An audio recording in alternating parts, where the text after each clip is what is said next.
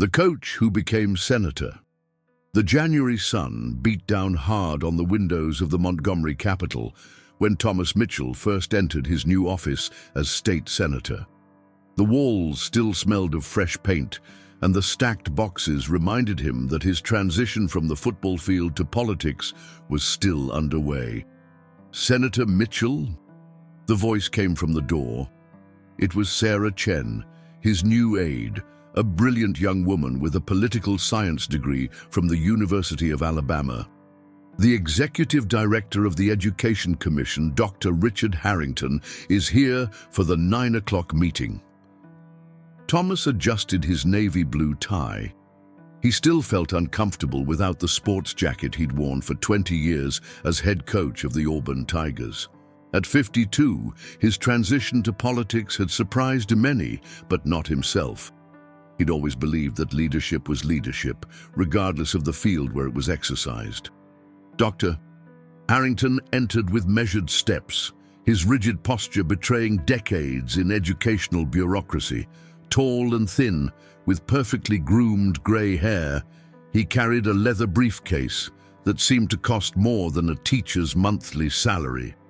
"Senator," Harrington said with a smile that didn't reach his eyes, "welcome to the real world of educational politics." Thomas extended his hand. "Dr. Harrington, thank you for coming. I know your experience will be fundamental in understanding the challenges of education in our state." Experience, Harrington repeated the word as if it had a bitter taste. "Interesting that you mention that, considering you spent the last 2 decades teaching young people to chase a ball." The comment hung in the air like toxic smoke. Sarah Chen frowned, but Thomas maintained his composure.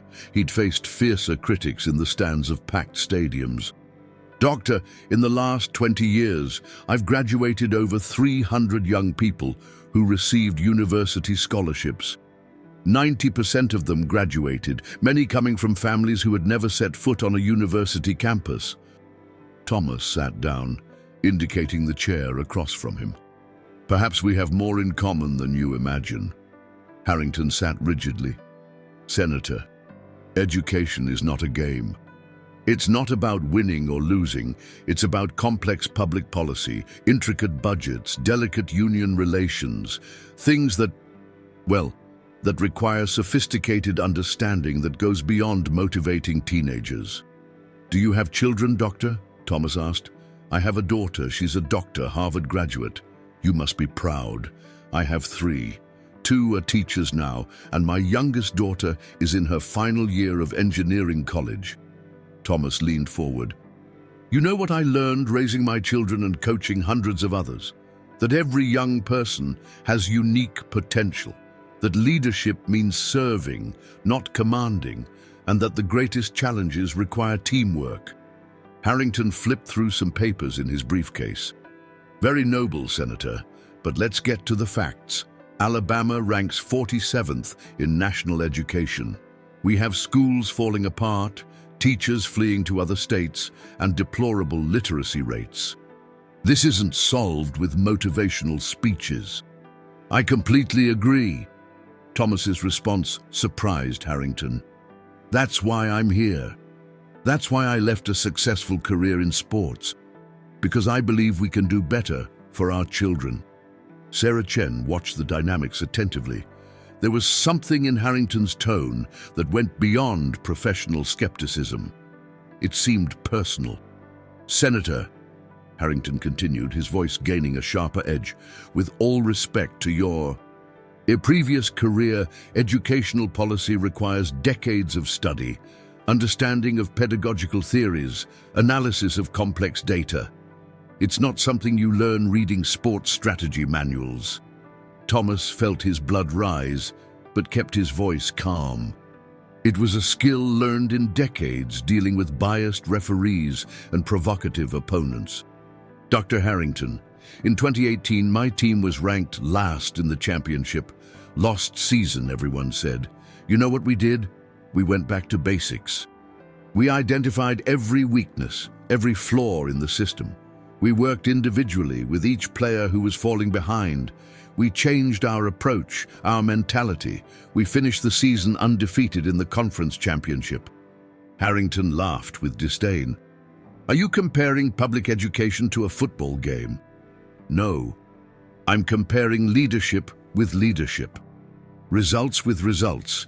Commitment with commitment." Thomas stood up. "And I'm saying that when someone tells me something can't be done, I tend to disagree." The tension in the room was palpable. Sarah Chen broke the silence. "Dr. Harrington, perhaps we could review the most urgent data you brought." Harrington opened his briefcase with an exaggerated sigh. "Very well. Let's start with the funding crisis in rural schools. We have 127 schools at risk of closing in the next 6 months." For the next hour, he presented spreadsheets, charts, and statistics, always with a tone suggesting that Thomas could never understand the complexity of the problems. But Thomas asked pointed questions, noted specific details, and demonstrated an ability to absorb information that clearly irritated Harrington. "Senator," Harrington finally said, putting away the papers, "I hope you understand the magnitude of what you're facing. This isn't a football field where you can shout a few rallying cries and expect problems to disappear." Thomas walked to the window, observing the movement on the street.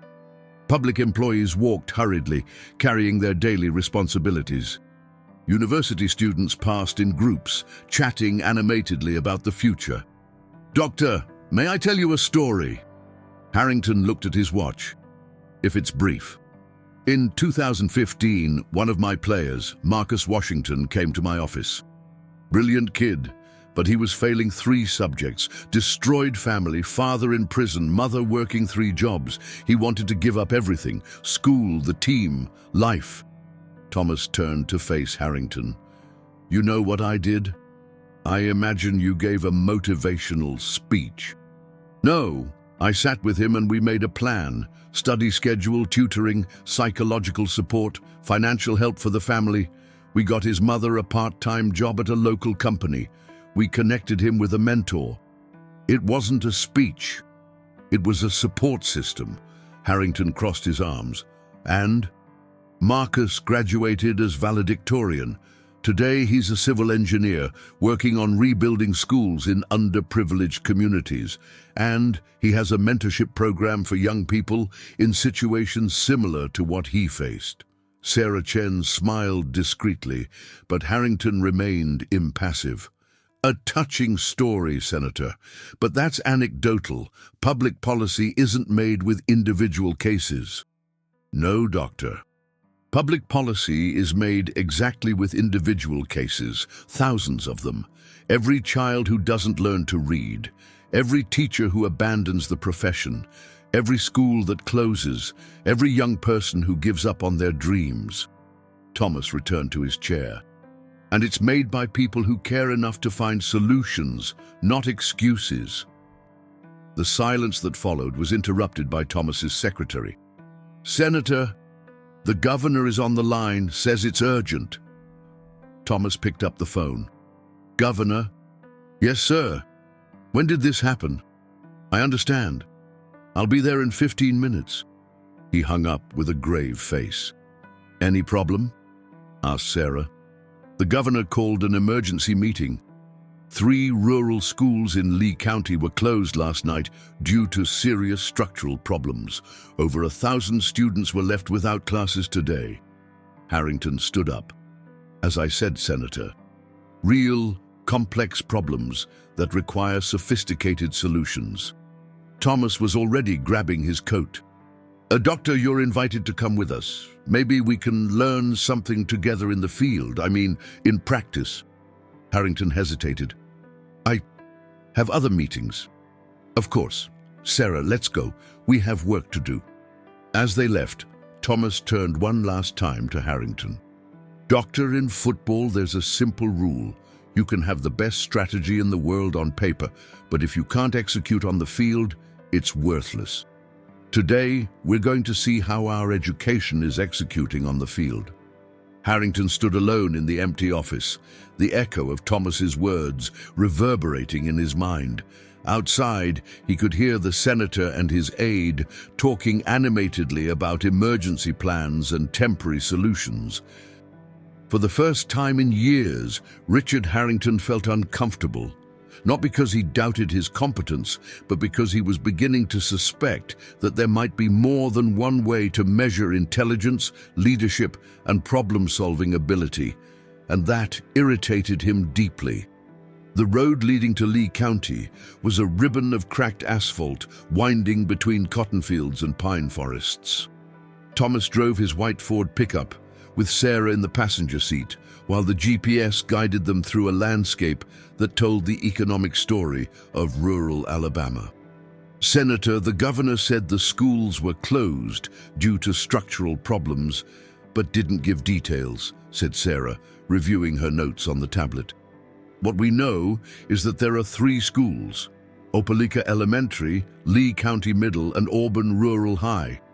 Together they serve 247 students." Thomas nodded, his eyes fixed on the road. "Sarah, you grew up in a big city, Phoenix, right?" "Yes, sir. Why do you ask?" "Because when a school closes in a big city, parents have options. Here," he pointed to a simple house in the middle of a field. "Here there's no option. School isn't just where children study, it's the heart of the community." They passed a faded sign, "Welcome to Opelika, population 28,633. The town stretched ahead, with its characteristic mix of well-preserved historic houses downtown and simpler neighborhoods on the outskirts. When they arrived at Opelika Elementary, they found a heartbreaking scene. Dozens of parents and children crowded outside a red brick building from the 1960s, with yellow isolation tape blocking all entrances. The children, some still in pajamas, held their backpacks and lunchboxes, looking confused at the building that should have been their second home. "My God," murmured Sarah. Thomas parked and was immediately surrounded by anxious parents who recognized his face from local newspapers. Senator Mitchell, an African-American woman about 30 years old, wearing a nurse's uniform, approached carrying a 6-year-old girl. "I'm Linda Washington. You knew my brother Marcus. He always talks about you." Thomas smiled. Marcus Washington, the young man who had become a civil engineer. Small world. "Linda, of course Marcus told me about you. You work at the regional hospital, right?" "Yes, sir. And this is my daughter, Aaliyah. She was supposed to be in 1st grade today, but..." Linda gestured toward the closed building. "Nobody told us anything yesterday. We arrived here at 7 in the morning and found this." Aaliyah looked at Thomas with big, curious eyes. "Sir, why is my school broken?" The simple question hit Thomas like a punch to the stomach. He crouched down to the girl's height.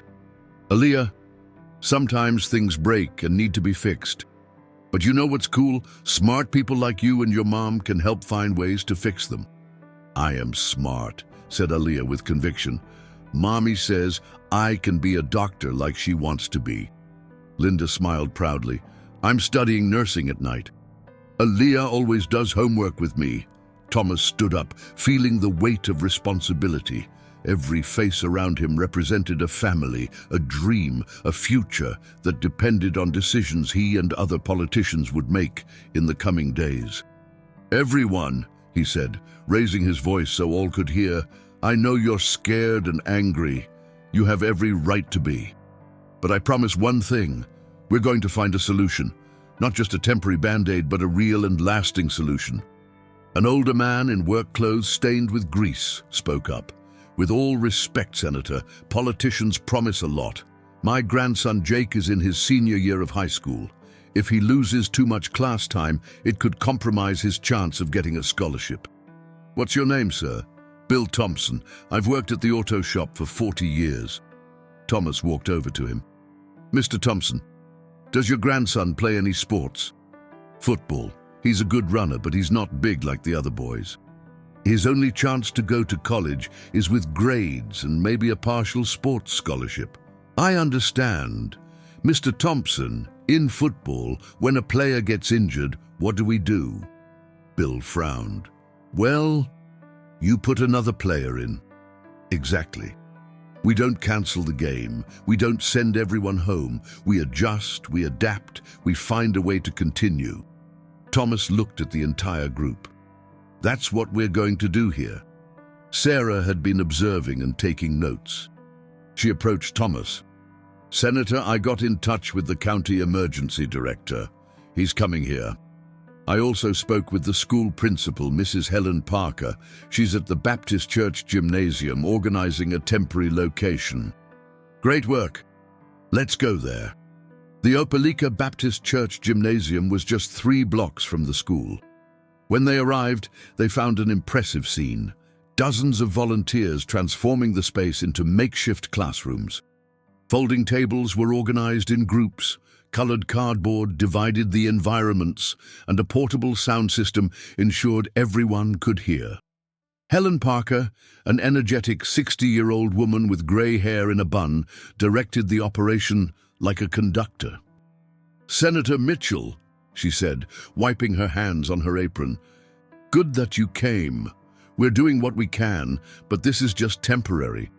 We can't properly educate children in a gymnasium. Thomas looked around. Small children were sitting in circles on the floor, listening to a volunteer read a storybook. Teenagers tried to do math at improvised tables. Teachers circulated with barely disguised, frustrated expressions. Mrs. Parker, how many teachers do we have available? All 47 teachers from the 3 schools showed up to work, even without knowing if they'll be paid for the extra days. We also have 23 community volunteers. Thomas felt a wave of respect and admiration. And what are our most urgent needs? School supplies, technology. We lost access to all computers and equipment.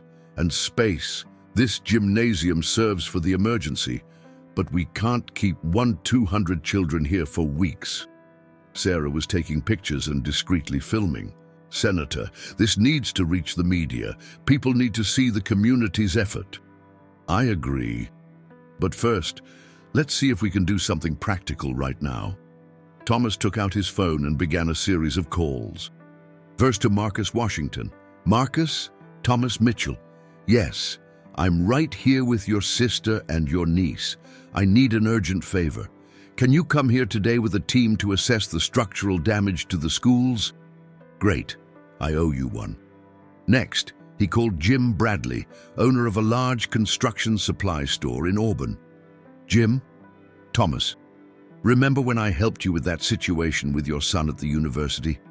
I need school supplies, tables, chairs, portable boards. Yes, it's for the schools that close. How much can you donate? Seriously. Jim, you're a hero. The third call was to Dr. Patricia Santos, Dean of Auburn University. Pat, Thomas Mitchell. I'm at the Baptist Church Gymnasium with over 1,000 students without school. Can we use some university facilities temporarily? Underutilized laboratories, auditoriums? You can. Pat, that's incredible. Sarah watched, impressed. In 15 minutes, Thomas had mobilized a network of resources she didn't know existed. How do you know all these people? She asked. Sarah, in 20 years of coaching, you don't just teach young people. You get to know their families, their communities, their dreams. And you learn that when someone needs help, you help, because one day you might need it too. An hour later, the gymnasium was buzzing with activity. Marcus Washington arrived with a team of volunteer engineers and began assessing the school buildings. Trucks from Jim Bradley's store were unloading school supplies. University students showed up to help as volunteer tutors. But in the middle of all this mobilization, a black official car parked outside. Dr. Richard Harrington got out, accompanied by 2 assistants and a man Thomas didn't recognize. Senator Mitchell, said Harrington, his voice carrying a tone of disapproval, I need to speak with you. Thomas was helping organize textbooks on a table. Sure, doctor. What can I do for you? What you're doing here is problematic. Problematic? Harrington gestured to all the activity around them. You're taking initiatives without proper authorization, mobilizing resources without bidding process, using public university facilities without formal approval from competent boards. Thomas slowly straightened up. Dr. Harrington, over 1,000 children were left without school yesterday. I'm trying to help. And I respect the intention, Senator.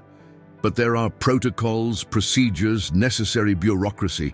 You can't simply improvise solutions. Linda Washington, who was close enough to hear, approached. Excuse me, doctor, but my 6-year-old daughter needed a place to learn today. Do you have any protocol solution for her? Harrington seemed uncomfortable. Ma'am, I understand your frustration, but no, interrupted Linda. You don't understand. You weren't here at 7 in the morning seeing children crying because they couldn't go to school. You weren't here seeing teachers show up to work without knowing if they'd be paid. You arrived in an official car to criticize people who are actually doing something. A murmur of agreement spread through the gymnasium. Harrington realized he had lost the sympathy of the audience. Thomas intervened diplomatically. Dr. Harrington, I understand your legal concerns. How about we work together?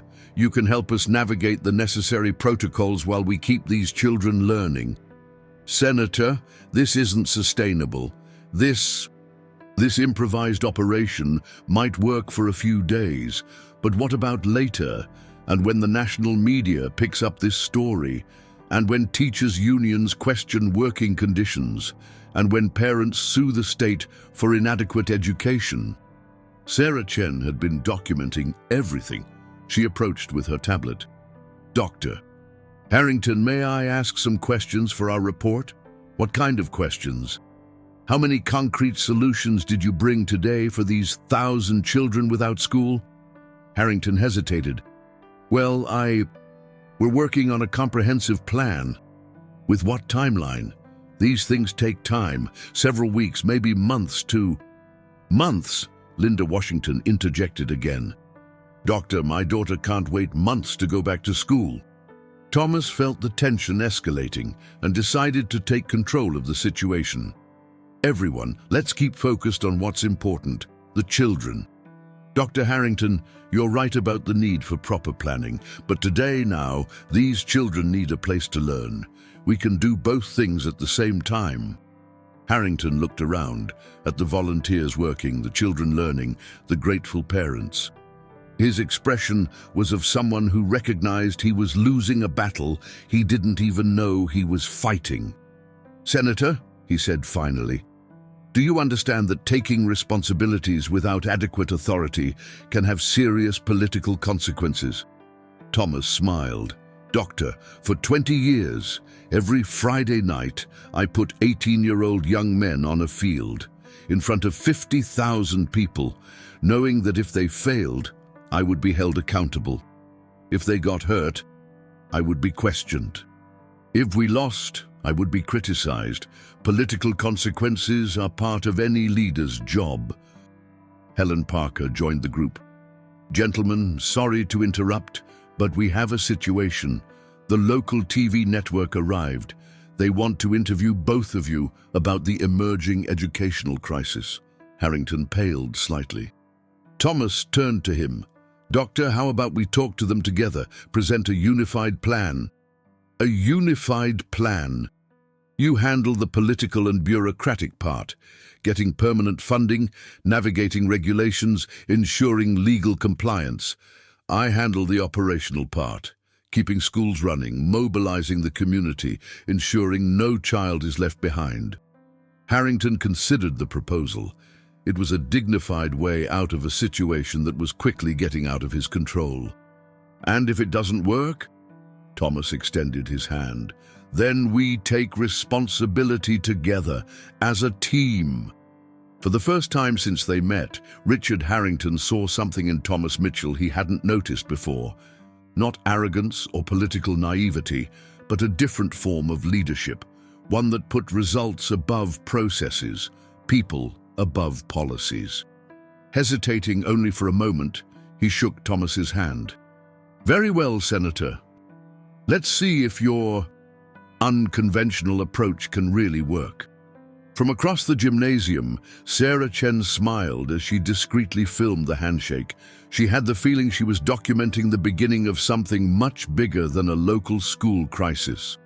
Something that could change how people viewed leadership, politics, and the ability of former football coaches to really make a difference in the real world. 3 weeks after the school closures, the story had taken on proportions no one had anticipated. What began as a local crisis in Lee County, Alabama, had transformed into a national narrative about education, leadership, and politics. Thomas was in his office at 6:30 a.m., as had become routine, when Sarah entered carrying a stack of newspapers and her laptop. "Senator, you need to see this," she said, extending a copy of USA Today. The main headline read, "Former Coach Senator Challenges System. Alabama becomes national education battleground." But it was the photo that caught attention. Thomas crouched next to little Aaliyah Washington in the improvised gymnasium, both smiling as she showed a colorful drawing of her new school. "There's more," said Sarah, opening the laptop. "CNN, Fox News, MSNBC, everyone wants interviews. The hashtag #JoshCoachSenator is trending on Twitter. And there's this," she showed the screen, a YouTube video with over 2 million views titled "Former Coach Senator versus Bureaucrat, the confrontation the country needs to see."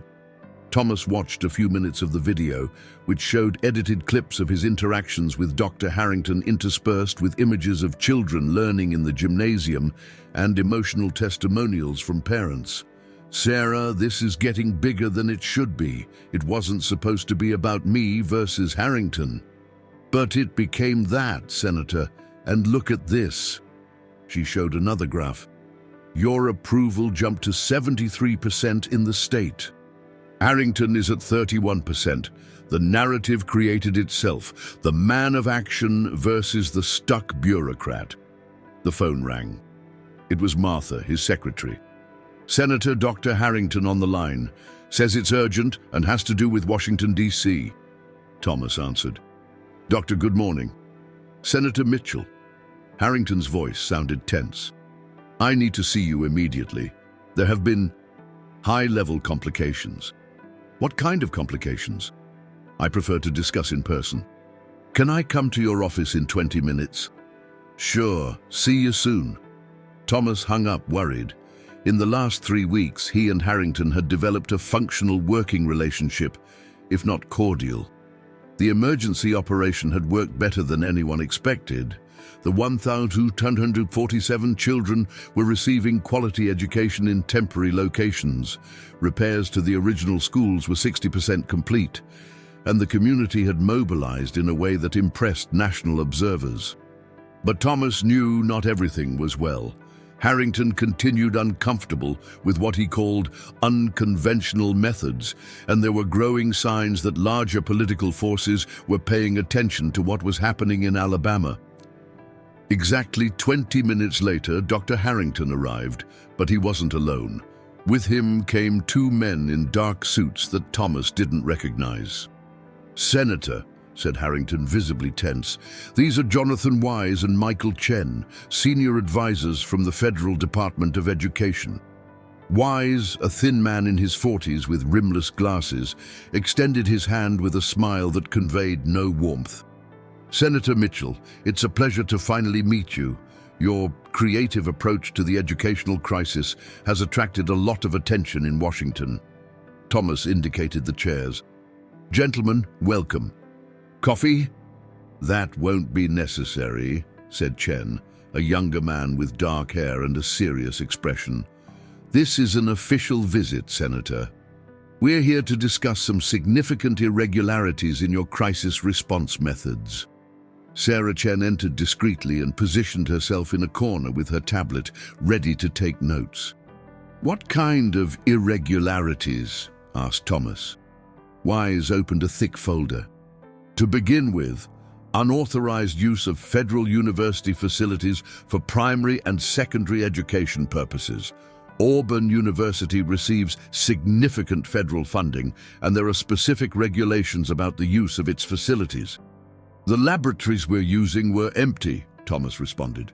We didn't interfere with any official academic activities. That's irrelevant, said Chen. There are safety protocols, civil liability issues, public health regulations. You're operating hundreds of children in facilities not licensed for K-12 education. Dr. Harrington shifted uncomfortably in his chair.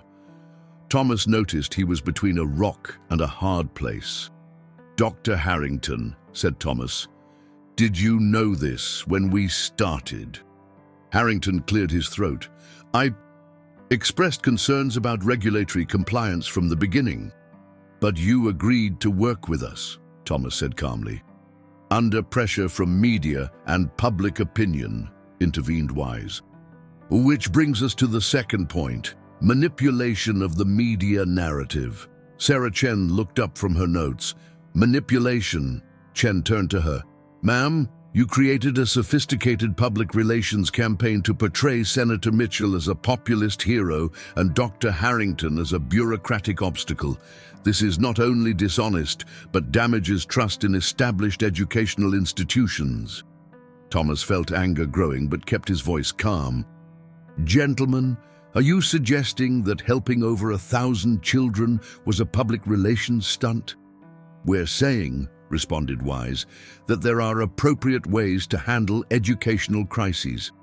Established protocols, adequate funding channels, appropriate federal oversight.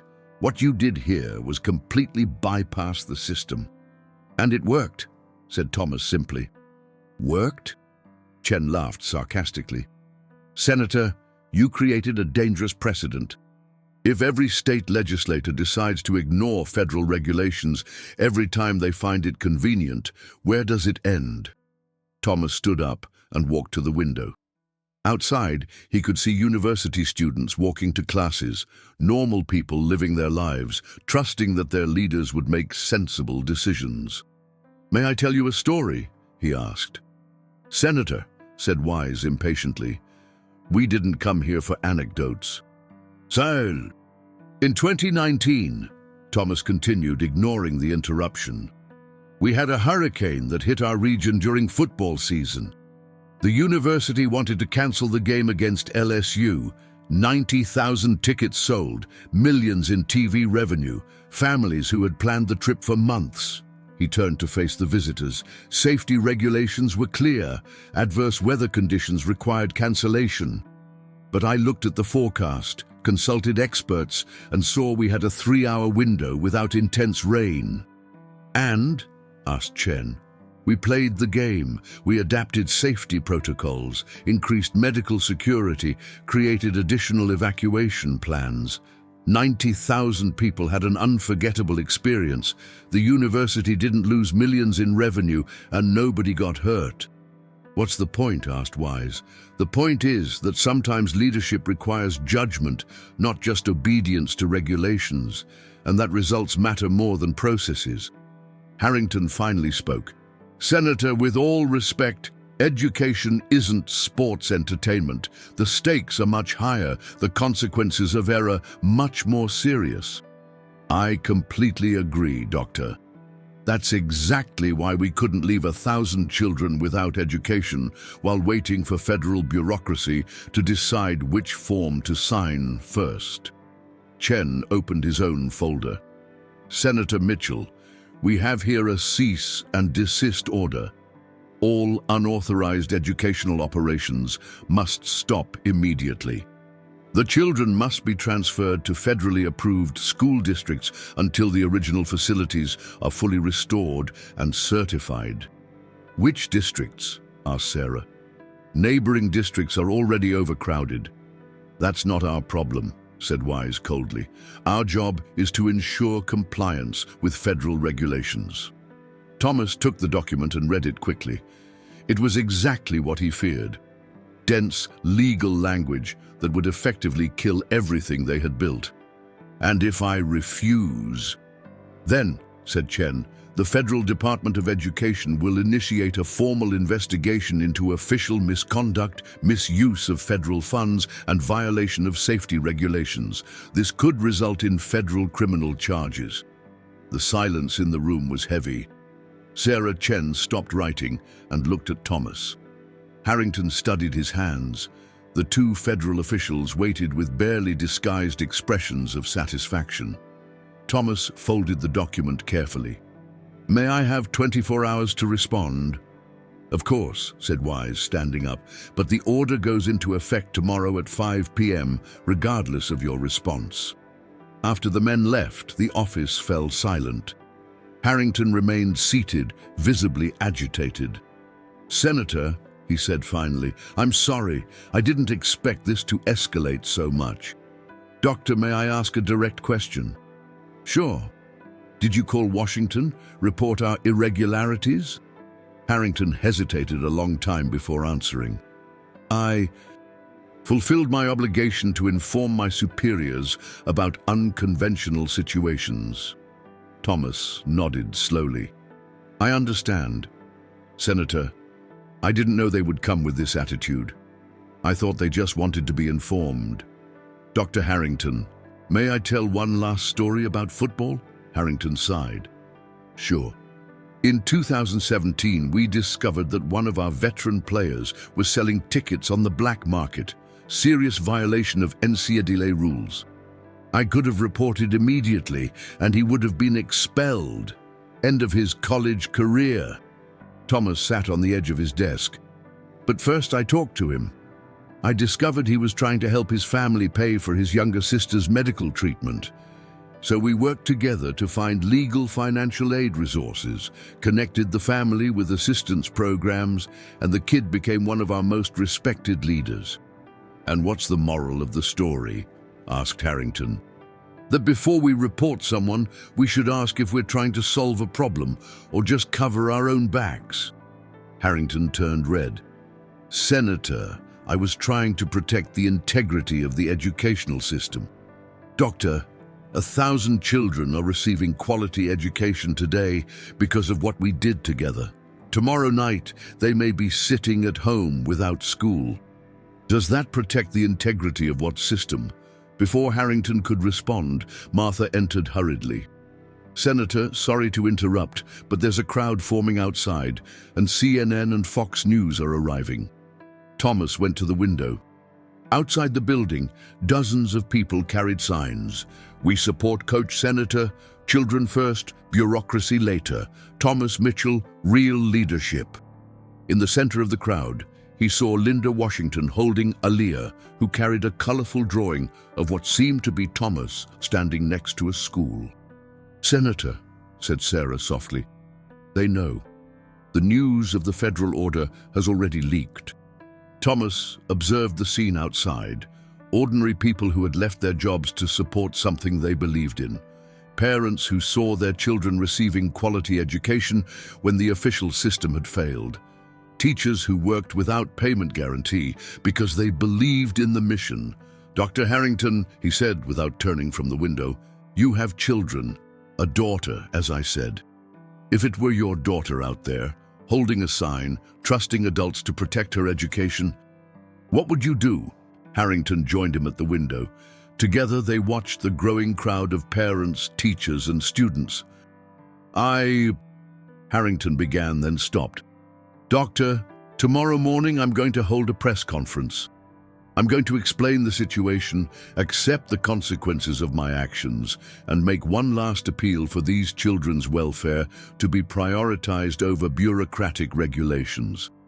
Thomas turned to face Harrington. "The question is, will you be by my side, or will you be in Washington explaining how you protected the system?" Richard Harrington looked out the window once more. Aaliyah Washington was showing her drawing to other children, her laughter reaching up to the 3rd floor. It was pure, innocent laughter from a child who trusted that the adults around her would make the right decisions. For the first time in his 30-year career, Richard Harrington began to question whether compliance and leadership were the same thing. The morning of the press conference dawned gray and rainy. as if the sky itself reflected the tension that had taken hold of Montgomery. Thomas arrived at the Capitol at 5:30 a.m., 2 hours before the scheduled time, and found journalists from national outlets already positioning equipment in the main hall. Sarah had been in his office since 5 a.m., coordinating the final details. Senator, CNN, Fox News, MSNBC, NPR, New York Times, Washington Post, all here, and more people are arriving. She showed her computer screen. The hashtag #YourEducationShowdown is trending #1 nationally on Twitter. Thomas adjusted the blue tie he had chosen, the same color as the team he had coached for so long.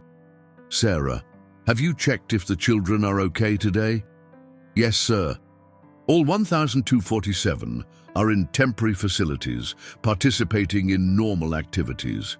The teachers didn't say anything about the federal order.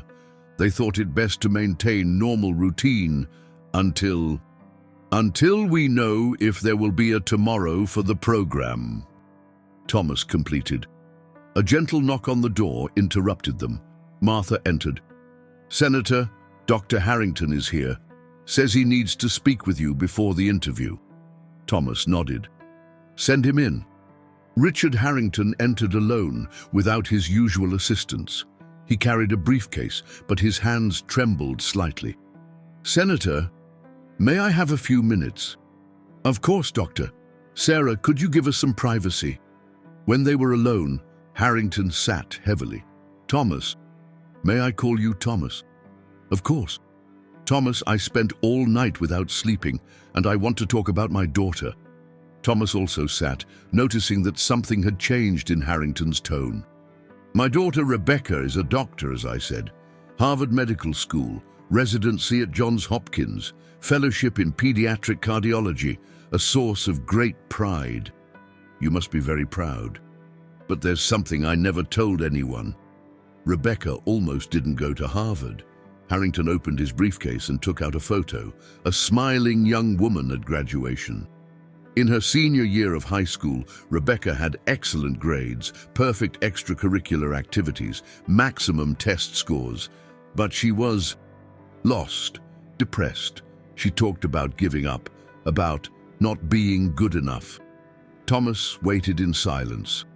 One day she came home crying, said she was going to fail advanced physics because she couldn't understand the practical concepts, only the theoretical formulas. The teacher, Dr. Kenneth Miller, was known for being inflexible, purely academic. Harrington paused, as if reliving the memory. I was ready to hire a private tutor, maybe even talk to the principal about changing her class. But Rebecca surprised me. She said she was going to seek out the school's basketball coach, who also taught physics. The coach? Coach Williams. Former professional player, no formal education background, just a guy the students respected. I thought it was ridiculous. What difference could a former athlete make in teaching physics? Thomas began to understand where the story was leading. Coach Williams didn't teach Rebecca physics using textbooks or complex formulas. He took her to the basketball court, taught trajectory using free throws, explained momentum by having her feel the impact of different types of dribbling, made physics into something tangible. Harrington smiled for the first time since Thomas had known him. Rebecca not only passed physics, she fell in love with the subject, changed her pre-med focus to include bioengineering, and today, as a pediatric cardiologist, she uses applied physics principles every day to save children's lives.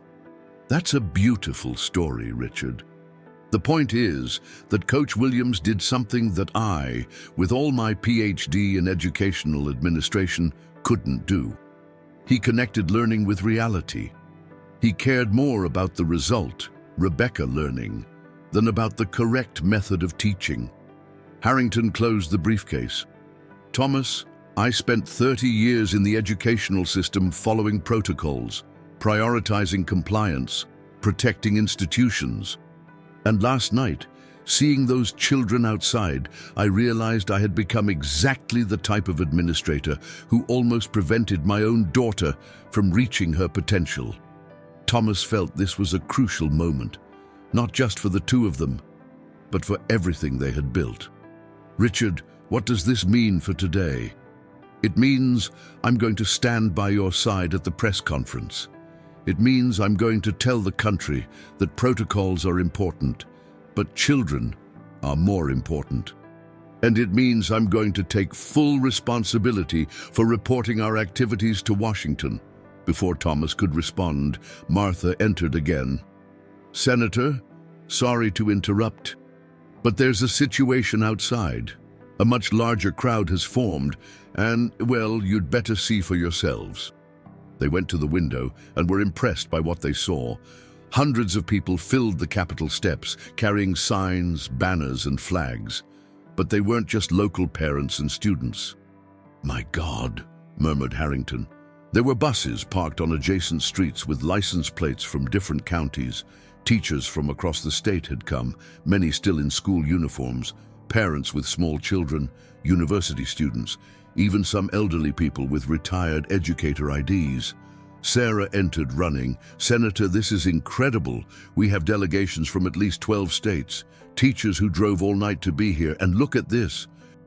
She showed her phone, a YouTube video titled "Alabama Children Thank Coach Senator."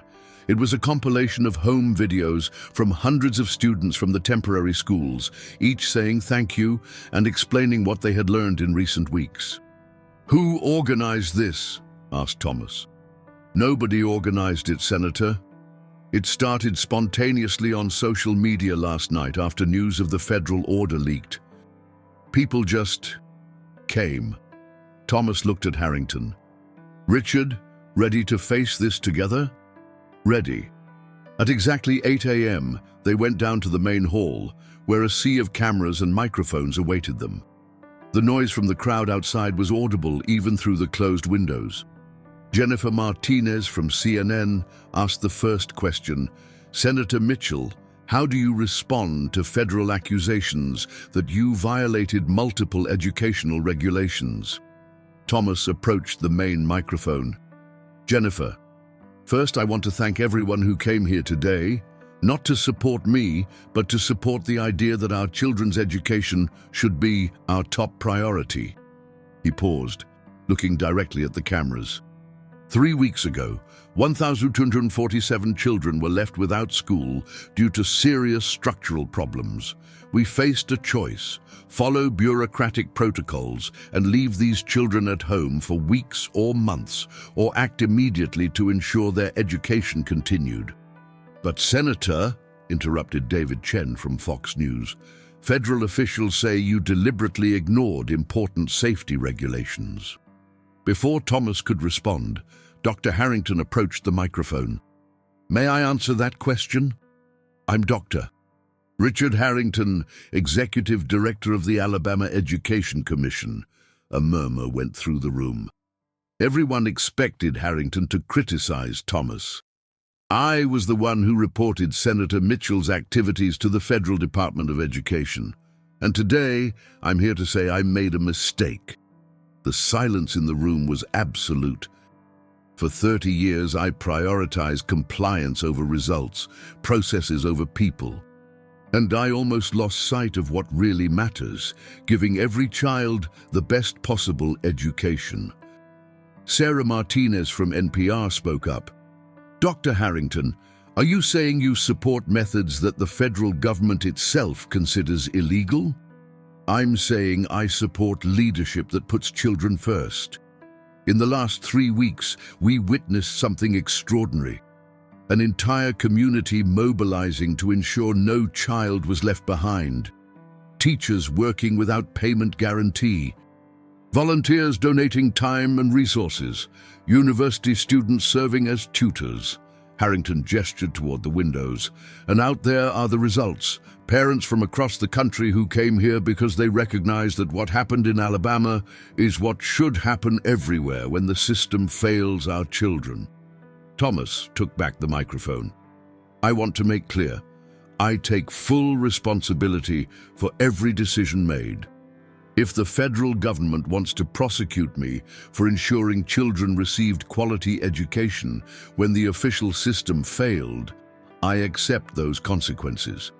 Senator, asked Rebecca Thompson from the Washington Post, what happens now? The federal order requires all operations to cease today at 5 p.m. Rebecca, at 5 p.m. today, 1,147 children from Lee County will be at home, without school, because adults in Washington decided that regulations are more important than education. Thomas made a dramatic pause. But tomorrow morning, I'm going to introduce emergency legislation in the state Senate to establish an emergency educational response program that will give counties legal authority to implement temporary solutions when educational crises arise. And if that legislation doesn't pass, asked a journalist, then I'll keep fighting. Because I learned, both as a coach and as a father, that when you believe in something, you don't give up just because someone says it's impossible. Harrington approached again, and I'll be by his side, because sometimes breaking rules is the only way to do what's right. Outside, the crowd began to applaud and shout. The sound penetrated the building like a wave of support. Jennifer Martinez asked a final question. Senator Mitchell, if you could send a message to Washington, what would it be? Thomas looked directly at the main camera. My message is simple. Come to Alabama. See these children learning. Talk to these dedicated teachers. Listen to these grateful parents. And then tell me if protecting bureaucracy is more important than protecting our children's future. He made a final pause. And to every educator, parent, and community leader watching, when the system fails our children, our responsibility isn't to make excuses. Our responsibility is to find solutions. Always. When the interview ended, Thomas and Harrington went out together to face the crowd. The moment they appeared on the Capitol steps, a deafening ovation echoed through Montgomery. In the middle of the crowd, Linda Washington lifted Aaliyah onto her shoulders. The 6-year-old girl held a sign she had made herself. Thank you, Coach Senator, for not giving up on us. Thomas saw the sign and felt tears forming in his eyes. Beside him, Richard Harrington waved to the crowd, a genuine smile on his face for the first time in years. They didn't know what the future would bring. But in that moment, surrounded by hundreds of people who believed children should come first, both understood that sometimes the most important leadership happens when you're willing to lose everything for what's right. 6 months later, Thomas Mitchell stood on the porch of his home in Auburn, watching the golden sunset over the cotton fields that stretched to the horizon. In his hands, he held a letter he had received that morning, a letter that would change everything. Dad, his daughter Rebecca, not Harrington's daughter, but his own Rebecca, now a graduated engineer, appeared at the door. CNN is calling again. They want a statement about the Washington decision. Thomas smiled. Tell them I'll talk to them tomorrow. Today is for family. The Washington decision. 3 words that summarized months of political battle, federal investigations, congressional hearings, and a complete transformation in how the country viewed emergency education. It had all started with that press conference 6 months ago. What Thomas and Harrington didn't expect was that their words would trigger a national movement. Within 48 hours of the broadcast, governors from 12 states had announced plans to create their own emergency educational response programs. Teachers across the country began sharing their own stories of bureaucratic frustrations. Parents organized rallies at state capitals. The decisive moment came 2 weeks later, when an ice storm hit Texas, closing schools in 47 districts. Instead of waiting weeks for official reopening, local superintendents implemented the Alabama model: community partnerships, temporary facilities, volunteer mobilization. And it worked. More importantly, it worked so well that the very federal officials who had criticized Thomas were forced to admit that educational outcomes in temporary facilities were, in many cases, superior to those in traditional schools. The letter Thomas held was from the U.S. Secretary of Education. Dear Senator Mitchell, it is with great honor that I invite you to head a new bipartisan commission on educational innovation and flexibility. Your work in Alabama demonstrated that effective leadership sometimes requires unconventional thinking. Thomas. His wife Maria's voice came from the kitchen. Richard is here. Dr. Richard Harrington had become not just an ally, but a genuine friend. His personal transformation had been as dramatic as the political situation. After decades prioritizing compliance, he had discovered the joy of actually making a difference in children's lives. Richard! Thomas greeted his former adversary, now partner. How were the hearings in Washington today? Harrington smiled, a smile that had become much more frequent in recent months.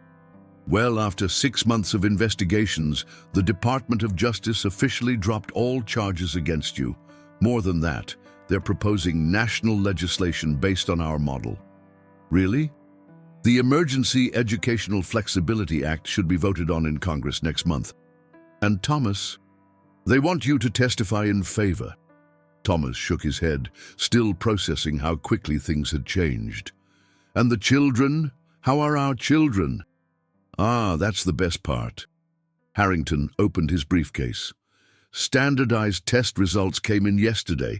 The 1,247 children who participated in the emergency program scored 23% above state average in math, 18% in reading, and 31% in science. How is that possible? Apparently, when you combine individualized teaching, strong community involvement, and teachers who feel empowered to innovate, amazing things happen. Maria appeared with iced lemonade for both. Richard, will you stay for dinner? Sarah and Marcus are coming with the children. Sarah Chen had left her position as Thomas's aide to accept a position as communications director for the new National Commission. Marcus Washington, Thomas's former player who became an engineer, now led a national school reconstruction program based on public-private partnerships. I'd love to, said Harrington. You know, Thomas, 6 months ago, if someone had told me I'd be having dinner with a former football coach who taught me more about education than 30 years of graduate school, I would have laughed. And now? Now I understand that leadership comes in many forms, and that sometimes the most important lessons come from the most unexpected teachers. Thomas looked out at the horizon, where the sun was setting behind the trees. In the distance, he could see the lights of Auburn University, where dozens of students who had benefited from emergency programs were now pursuing their dreams. Richard, do you think we really made a difference? Harrington pulled out his phone and showed a news article. Rural school districts nationwide report 34% increase in community engagement following Alabama model implementation. Thomas, a year ago, emergency education meant closing schools and sending children home. Today, it means communities coming together to ensure no child is left behind. I'd say we made a difference. A car pulled into the driveway. Sarah Chen got out with her husband and 2 young children, followed by Marcus Washington with his wife Linda and Aaliyah, now 7 years old and in 2nd grade. Coach Mitchell! Aaliyah ran to Thomas with a big smile. Look what I learned in school today. She showed him a science project about bridge construction, a sophisticated model for a 7-year-old. Aaliyah, this is incredible. How did you learn to build this? My teacher, Ms. Rodriguez, taught us. But she said she learned from a program that started with a football coach who became a senator. Is that you? Thomas laughed. I think so, sweetheart. Linda Washington approached, now a registered nurse and pursuing her master's degree. Thomas, I can never thank you enough. Because of what you did, Aaliyah is in one of the best schools in the state. But more than that, she learned that when adults care, amazing things can happen. As the evening progressed and everyone gathered around the dinner table, Thomas reflected on the journey that had brought them all together. Marcus, the former player who had become a community leader. Linda, the single mother who had become an advocate for educational reform. Sarah, the young aide who had become a national spokesperson for innovation. Richard, the bureaucrat who had rediscovered his passion for actually helping children.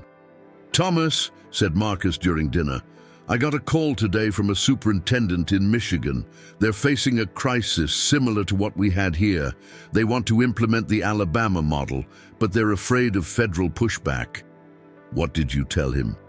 "I told him what you taught me years ago when I wanted to quit college. When you believe in something that's right, you find a way to make it work." Richard raised his glass. "I'd like to propose a toast." Everyone at the table raised their glasses, some with wine, others with lemonade. To Thomas Mitchell, who taught us that leadership isn't about following rules, it's about doing what's right for the people you serve. "And to Richard Harrington," Thomas responded, "who showed us that it's never too late to change, to grow, and to put children first." After dinner, as everyone sat on the porch watching the stars appear, Aaliyah climbed onto Thomas's lap. "Mr. Thomas, when I grow up, I want to be like you." "Like me? Why, sweetheart?" "Because you helped kids when nobody else would, and because Mommy says that's what heroes do." Thomas felt tears forming in his eyes. "Aaliyah, you know what? I think you're already a hero. Every time you help a friend, every time you work hard in school, every time you believe you can achieve your dreams, you're being a hero." "Really? Really?" As the evening wound down and guests began to leave, Richard Harrington was the last to go. As he reached his car, he turned back to Thomas. "Thomas, next week when we testify in Congress, what do you think our main message should be?" Thomas thought for a moment, looking at his house full of friends who had become family, at the community that had rallied around children in need, at the movement that had grown from a simple decision to put kids first. "I think our message should be simple, Richard. When the system fails our children, we don't wait for permission to fix it. We don't make excuses about why it can't be done. We roll up our sleeves, bring people together, and we get it done." Harrington smiled.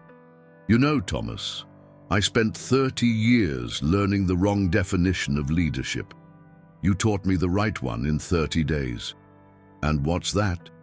Leadership isn't about being in charge. It's about taking care of those in your charge." As Harrington drove away, Thomas stood on his porch, looking up at the stars. Tomorrow would bring new challenges, new opportunities to serve.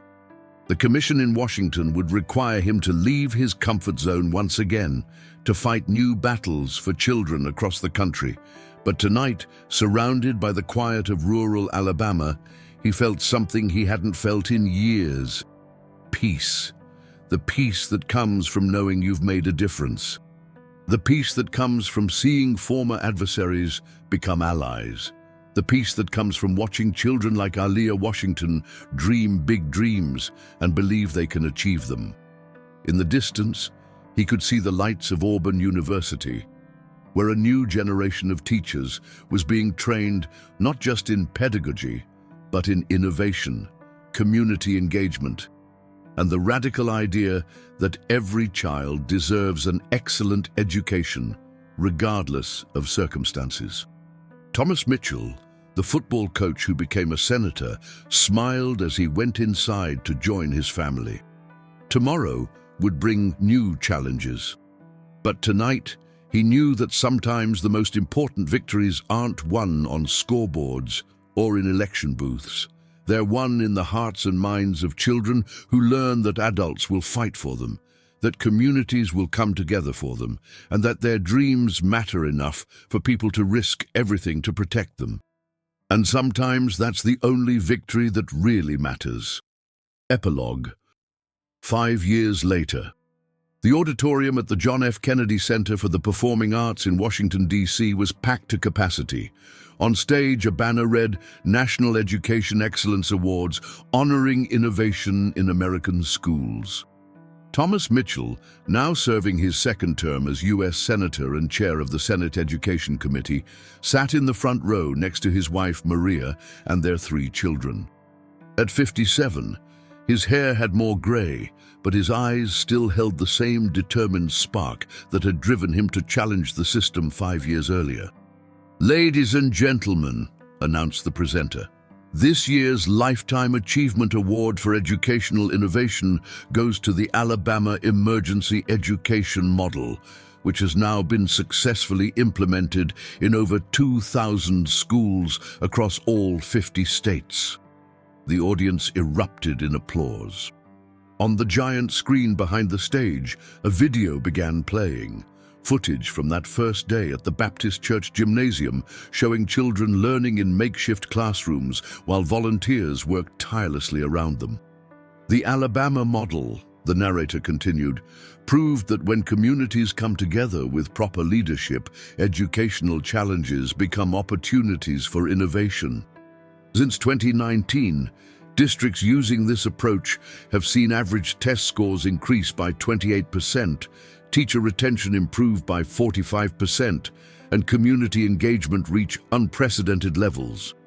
Thomas felt Maria squeeze his hand as the video showed scenes from across the country: temporary schools in hurricane-ravaged Louisiana, earthquake recovery education centers in California, and innovative learning spaces in urban communities that had transformed abandoned buildings into thriving educational hubs.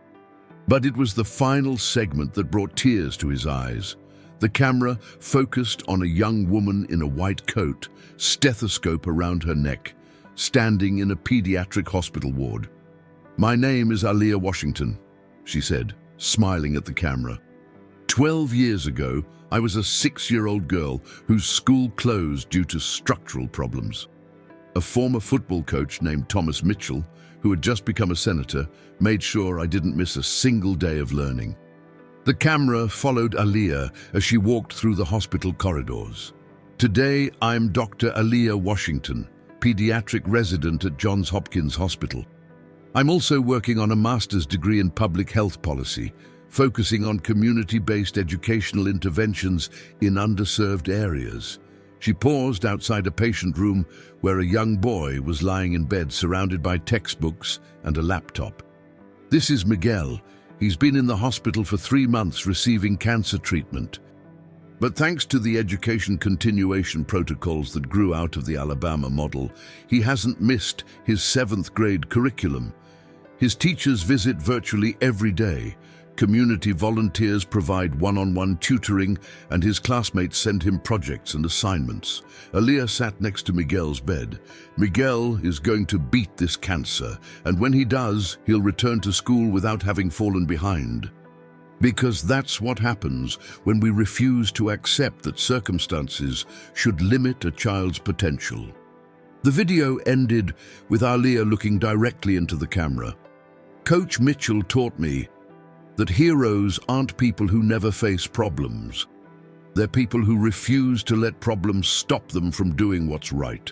That lesson didn't just change my life, it changed how America thinks about education." As the lights came back up in the auditorium, Thomas wiped away tears. From across the aisle, he caught sight of Dr. Richard Harrington, now Secretary of Education, who was also visibly moved. After the ceremony, as guests mingled in the reception hall, Thomas was approached by a young reporter from Education Weekly. "Senator Mitchell, 5 years later, how do you reflect on those controversial early days? Some critics still say you overstepped your authority." Thomas smiled, the same patient smile he'd learned to deploy with difficult questions over the years. "You know, I've learned that there are 2 types of people in this world. Those who see problems and explain why they can't be solved, and those who see problems and figure out how to solve them. I'm grateful to be surrounded by the latter. But do you have any regrets about how things unfolded?"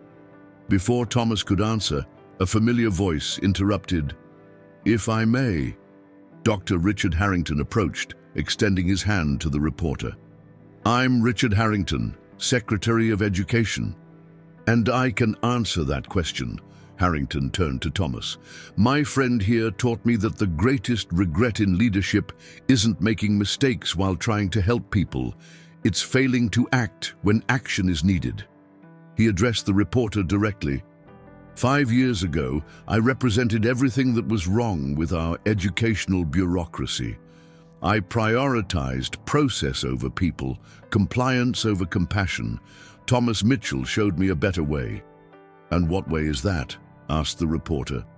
That education isn't about systems serving themselves. It's about systems serving children. That leadership isn't about following rules. It's about making sure the right thing happens, especially when the rules get in the way. The reporter scribbled notes furiously. Secretary Harrington, the Alabama model has been criticized by some as too dependent on community resources. What about areas where community support isn't as strong? Harrington and Thomas exchanged a glance. It was a fair question, one they'd grappled with extensively. That's exactly why the Federal Emergency Education Fund was created, Thomas responded. Communities that lack resources get additional federal support to implement these programs. We've learned that every community has assets. Sometimes they just need help identifying and mobilizing them. And the results speak for themselves, added Harrington.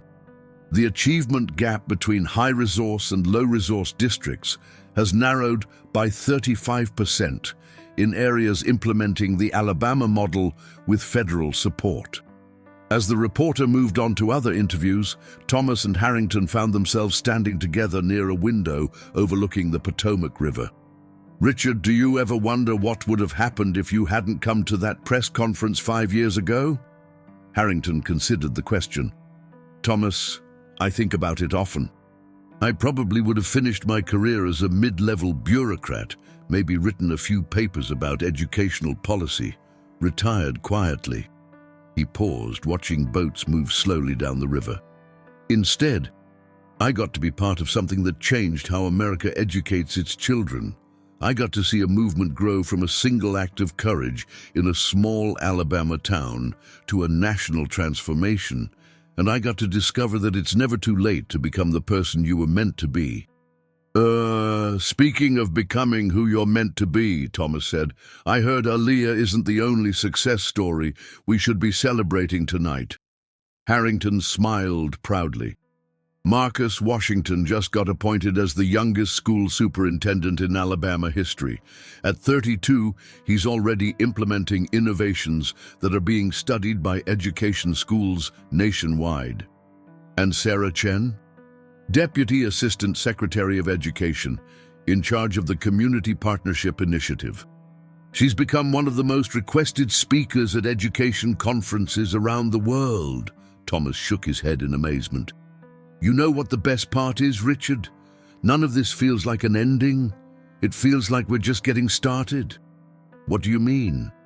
I mean, there are still kids sitting in failing schools tonight. There are still communities that don't know how to mobilize their resources. There are still bureaucrats who think process is more important than people. And Thomas turned from the window to face his friend. Which means our work isn't done. Harrington laughed. Thomas Mitchell, you're 57 years old. You've revolutionized American education, served with distinction in the U.S. Senate, and been honored by every major educational organization in the country.